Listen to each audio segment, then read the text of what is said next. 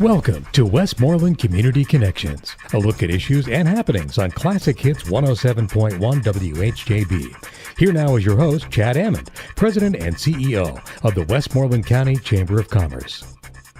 Hello and welcome to Westmoreland Community Connections. I'm your host, President and CEO of the Westmoreland County Chamber of Commerce, Chad Amond. We're going to talk, this is going to be an exciting show. We're going to talk about West Overton Village and, maybe whiskey. That's maybe that's a good thing on a Saturday morning and a Sunday night, and so I am delighted to introduce Aleasha Monroe. Aleasha is the Chief of Staff, and Aaron Hollis, he is the Director of Education. Thanks for being on the show. Thanks so much for having us. Aleasha, before we get to Aaron, give us a little bit of your background and how did you get connected with West Overton Village? I am originally from Mount Pleasant, Pennsylvania.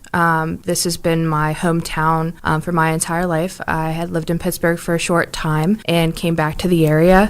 West Overton was in need of kind of somebody in a secretarial capacity and in a period of a lot of growth. And when I came on board, I just really fell in love with West Overton and the initiatives and the staff there. And I can't really imagine working anywhere else at this point. Oh, nice.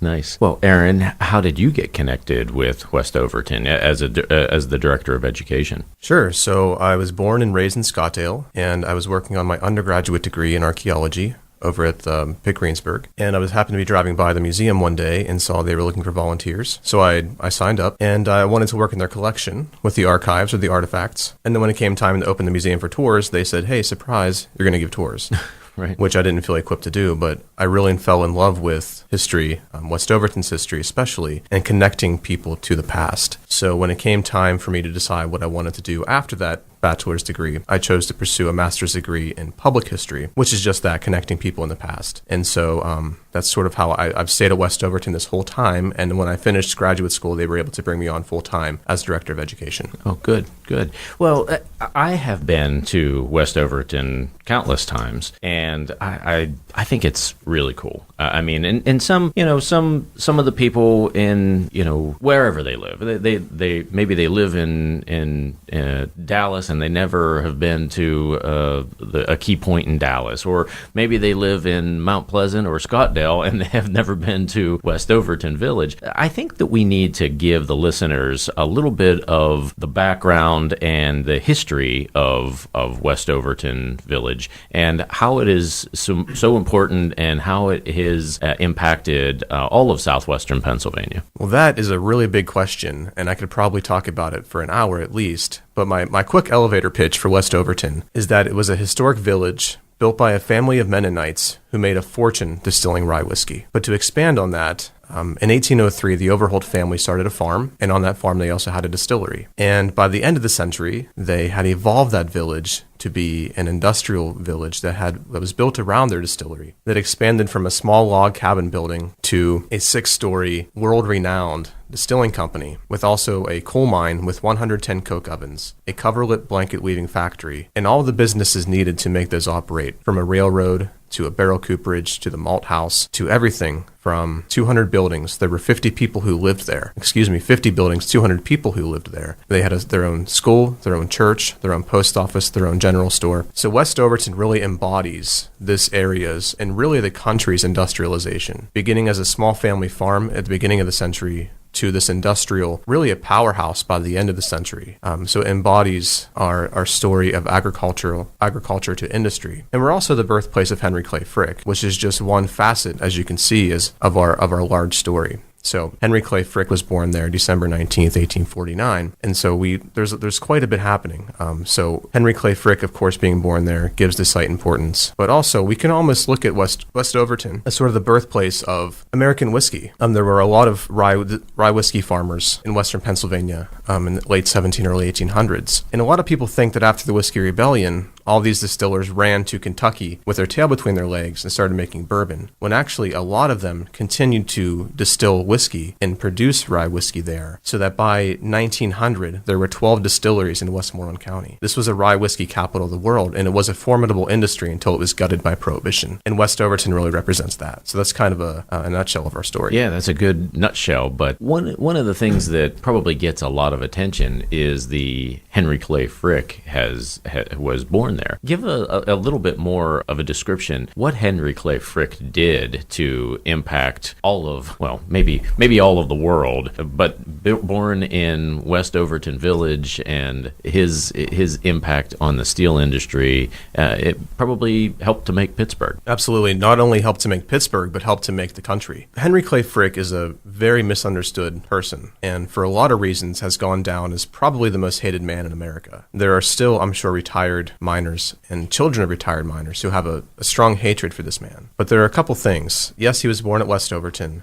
And I would say he learned a lot of business acumen from his grandfather, who was the master whiskey distiller. Henry Clay Frick didn't invent anything, as some people like to think, but he was an industrialist. He was a businessman. He was a robber baron of his time. And so what he did is he made some coal mines. He started some coal mines. He built some coke ovens, but he was really good at buying out other companies and expanding those companies. So when we look at the coal and coke industry, he's sort of the embodiment of that era, because he owned so many coal mines, so many coke ovens, employed thousands of people in this area. And though he's so hated, if you read the mining inspector reports of the early part of the 1900s, Frick's mines are always the safest. They always pay fair wages. He has different programs in his patch towns that give people something to do with their time that's not working in a coal mine, right? So there are garden competitions, there are baseball leagues. And so the miners actually wanted to work in the Frick mines because they were always the safer ones compared to the smaller guys. And so we think of Pittsburgh as having this big steel industry, but a key ingredient and a fuel necessary to produce steel is coke. And where did Pittsburgh get that coke but this region? So an area that stretches from Uniontown to Derry and no more than 10 or so miles wide is the Connellsville Coke region. And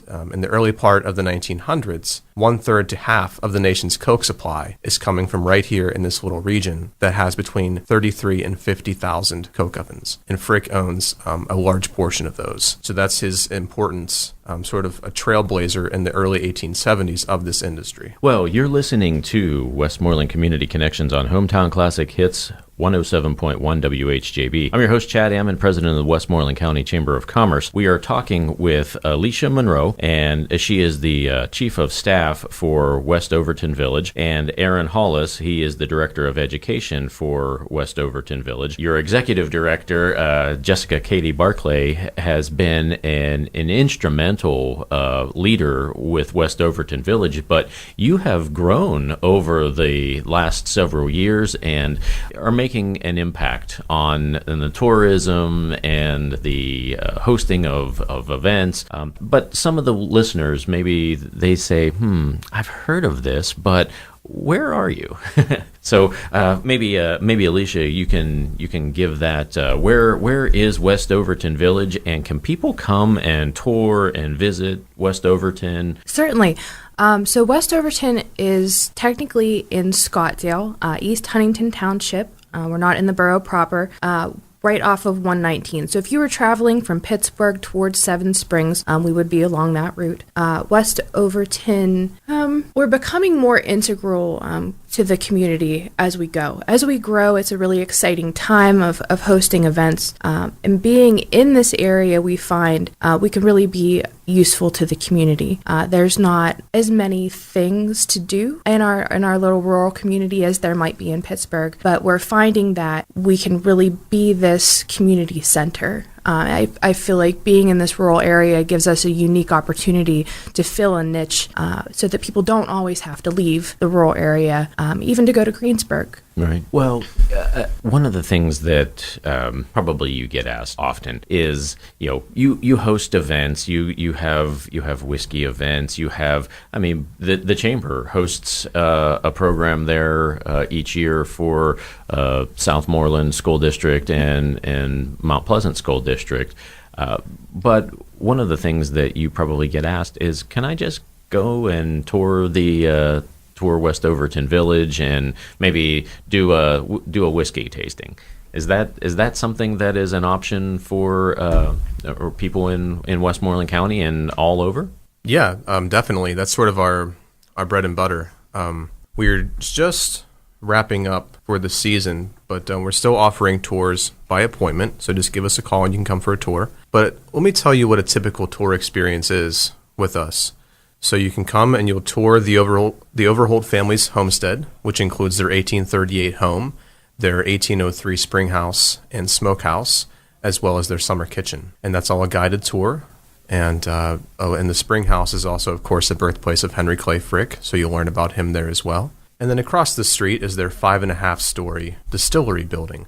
And on the main floor of that building is our whiskey distillery museum. And right now, that museum interprets the history of whiskey from its earliest roots in ancient Mesopotamia all the way through Europe, making its way across the Atlantic Ocean to what would become the United States, and then finally up through Prohibition, which again gutted the industry in southwestern Pennsylvania and at West Overton. So that's a typical tour experience. Okay. Well, one of the things that I've heard, I think Jessica maybe told me, like whenever even Prohibition, you were still distilling whiskey. It was like a healthcare thing, or is that true? So the history of the Overholt distilling companies is incredibly convoluted. Okay. And to make it as neat as I can, yes, there were distilleries who produced alcohol through Prohibition for quote-unquote medicinal purposes. Yeah, right. And the federal government needed to keep a stock of a certain amount of whiskey for that medicinal use. And sometimes the federal government would issue what's called a rum order to a distillery to make sure their stock kept high enough. Now, the distillery at West Overton closed because of Prohibition and never reopened. However, the family company owned a sister distillery near Connellsville, an area called Broad Ford, right along the Youghiogheny River. And at least 3 times throughout Prohibition, that distillery was granted a rum order, or a permit to produce whiskey for medicinal uses. Okay. And that may or may not be because of the ties to Andrew Mellon, which is a whole other story altogether. But yeah. Well, if you were saying, hey, in your experience, what are some of the highlights of the tours? I mean, is it the house? Is it the smokehouse? Is it this distillery? Or what do people like the most? Everything, right?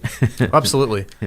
I think, honestly, one of the biggest highlights for people is our mural room, which is not directly tied to the history of the Overholts because the house became a museum in the 1920s, and this mural was installed in one of the rooms in 1928. So this piece is not directly connected to the Overholt family, but nevertheless is part of our site now, and it is a mural that covers every wall of one of the rooms in the house and is essentially a timeline of local history from the 1760s up through the year 1800. And so people walk into this room and they're just enveloped by this large mural around them. And that's probably where I hear the most oohs and ahs. But depending on the group, we see a lot of different people. So some people come because they are descendants of the Overholt family, and they're really intrigued and really interested in Abraham Overholt and his wife, Mariah, who were essentially the founders of this village. So their bedroom is the most important place for them. Some people are really interested about Frick, so the Spring House does it for them. Right. Other people are really interested in whiskey, so the Distillery Museum is what really excites them. So it kind of just depends on the group. The highlights depend on the group. Yeah, but they're highlights all around. You're listening to Westmoreland Community Connections on Hometown Classic Hits 107.1. We are going to be right back after these messages. This is Westmoreland Community Connections on Classic Hits 107.1 WHJB. If you have a suggestion for a topic, or if your nonprofit organization would like to be featured on this program, call us during regular business hours at 724-216-1200. Welcome back. You're listening to Westmoreland Community Connections on Hometown Classic Hits 107.1 WHJB. I'm your host, Chad Amond, president of the Westmoreland County Chamber of Commerce. Our guest today, if you are listening to the first segment, we are talking about West Overton Village and the distillery and its impact on not only the history of Westmoreland County, of all of southwestern Pennsylvania, and the nation. We are pleased to have Aleasha Monroe, the Chief of Staff at West Overton Village, and Aaron Hollis, Director of Education at West Overton Village. Whenever we went to the break, we were talking about maybe some of the history. And so it is so current and impactful on Westmoreland County and tourism and things like that. So maybe, Aleasha, can you go over some of the events that are occurring at West Overton Village and maybe some of the occurring events that are going to happen soon? Sure. So right now we are coming up on our annual fundraiser. It's the Whiskey Smash event. It's probably the event that we are most known for and very proud of. We organize local distillers to come to West Overton, exhibit their products, and really put on a great time for our supporters. Tickets are $50. We sell out every year, which is no small feat to get that many people out to Scottsdale. We feature probably 8 different distilleries every year. Many of them are great about coming back and helping us throw this wonderful party every year. We also feature our caterers that are available for our wedding events to give them a chance to really sample their products out to our main clientele. So coming to the Whiskey Smash is a good opportunity to sample local spirits, the resurgence of craft whiskey, and we're really kind of lucky to have this support from all of them, and it's really a good party.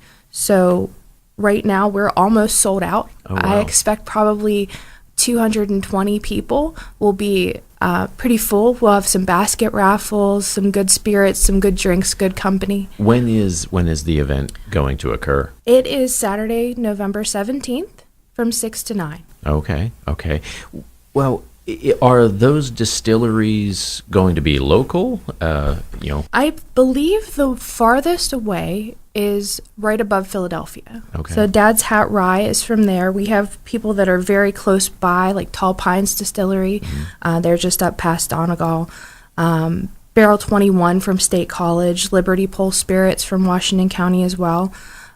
We're lucky enough to have a good relationship with the folks that produce Old Overholt. It's kind of the legacy product of the whiskey that was once made at West Overton. So we'll have their luxury brand specialists out sampling cocktails. Yeah, nice. Well, it just seems like this is the structure. It was back a long time ago. It was like the local vineyards, and still we have local vineyards. I mean, we have local vineyards here, and then it transferred to the craft breweries, and obviously we have craft breweries. But I think that the local distilleries, the distilleries, are getting a lot more attention. Is that what you are seeing? Not very long ago, it seems like there was a deregulation that happened. For a long time, the big players in the game kind of had a corner on the market, and the little guys were kind of limited as to what they could do. With recent opening of legislation, many craft distillers rose kind of right after the craft beer movement got very popular. We're seeing this resurgence in craft whiskey. So we're thinking, while it is an uptick, it's not necessarily a transient trend. This seems like the way that things are going. People really like things on the artisanal scale. Mm-hmm. They're able to really hone in on what they want to make as a product, and it makes this varied array where everyone can be making this rye whiskey, but they all have this signature, this unique taste. So it is kind of like the vineyards where you're tasting and sampling wine. That would have been something really common, through maybe the 80s and 90s. If you were really sampling something, you were doing a wine. But now with the rise of craft beer and craft spirits, you can really sample and taste and appreciate all those notes in a whiskey that's locally made, just like you could a wine. Yeah. So for the people that already know about West Overton, and maybe they have toured it, and maybe that's a guy like me. I've been there several times. But what is new and exciting and what is happening? Like, are you're making announcements, or what is the new thing and then the exciting things for West Overton Village? Well, it's been a long time coming, but we are on the precipice of opening our own craft distillery. It's something that's been in the works since 2014, and now we're in the full throes of construction. Really outfitting the building so that it'll be available for educational whiskey tours.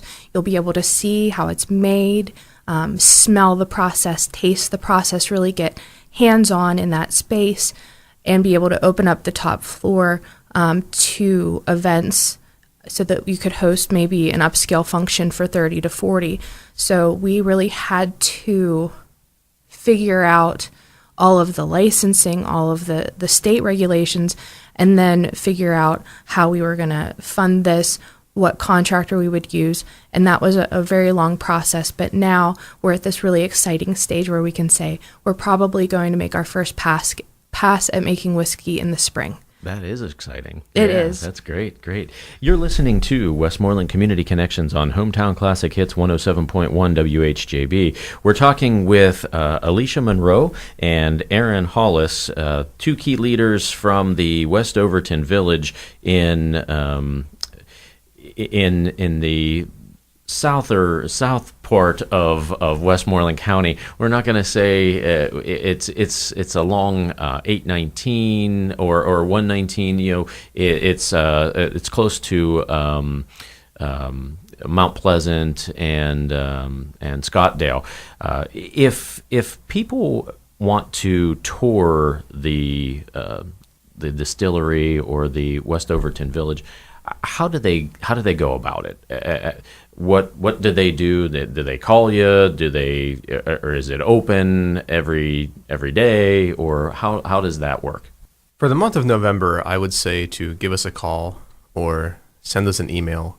Contact us somehow, because we're just wrapping up for the season, but we still want to be able to show people around while the weather is nice.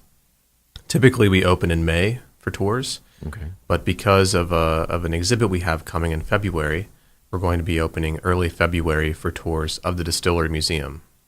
And I don't think that the rest of the site, the house, and the outbuildings will be open then, but we will open for tours again in February after we close at the end of this month. Okay. Well, from your perspectives, you're living on the front line. How is West Overton Village serving the community? We strive to be an economic driver for the region, whether it's attracting group tours that will patronize local restaurants. As a facility rental venue, we have weddings for between 150 and 300 guests every weekend. And those guests, the wedding couples have to plan for those people. So they're sourcing a caterer from our local restaurants. They're finding a baker from our region. They're spending time with us for their rehearsal dinner and patronizing the local businesses. We really feel like as a venue and a tourism destination, we can really draw people into this area. We think that's really important. Aleasha, if someone was out there and they're listening to the show and they say, I want to host my wedding there, how do they reach out to you? How do they schedule it, and how do they go through the process? So it's a really exciting time for that. We have taken all of our bookings in-house. So when you're booking a wedding at West Overton, you are dealing directly with our staff. We know the village better than anybody. We know how a wedding can flow seamlessly. So you could either call us. Our number is 724-887-7910. You would follow the prompts to get to the events and rentals department. And then we schedule appointments for walkthroughs and showings throughout the week. We have evening hours and weekend hours. We try to be accommodating to everybody's schedule. But once you get in touch with us, we can walk you through, kind of paint the picture of what a wedding looks like at West Overton, and then really help you make that vision come true. In In West Overton Village, obviously you have people that are just dedicated to this location. Do you have volunteers? Do you take volunteers? And what do those volunteers do? Primarily, our volunteer base comes from the local universities right now. We also have the Garden Society, who does a wonderful job making West Overton look beautiful year-round. We are always interested in new volunteers, whether it be that you have an interest in history and you'd like to volunteer your time as a docent, or you have an interest for groundskeeping and in planting the flowers and making everything look beautiful. That might be somebody who could get involved with our Garden Society, or even somebody that maybe has a passion for collections and wants to volunteer to help out a registrar. There are boundless opportunities. We try not to pigeonhole it to just people that are interested in history. That's a main component of our site. But on the day-to-day, our operations range so broadly that we can really use anybody that has an interest in supporting this important site. So history, weddings, or just drinking whiskey. I mean, that's what could possibly go wrong, right? Yeah, that's a fun thing. Aleasha Monroe, Chief of Staff, and Aaron Hollis, Director of Education for the West Overton Village. If you haven't been there, I would strongly suggest that you get there. Do you have any last comments that you want to share with the listeners? If I could just plug our education program real quick. We are always looking for new groups and field trips and education, teachers, school groups to come and visit us and participate in our hands-on, immersive, interactive programming. All right, very good. If you want to reach out to the West Overton Village, you can jump online at westovertonvillage.org. That's westovertonvillage.org. Or just give them the call at 724-887-7910. That's 724-887-7910. You've been listening to Westmoreland Community Connections on Hometown Classic Hits 107.1 WHJB. Join us next week, same time, same place, for another edition of Westmoreland Community Connections. Thanks for listening, everyone.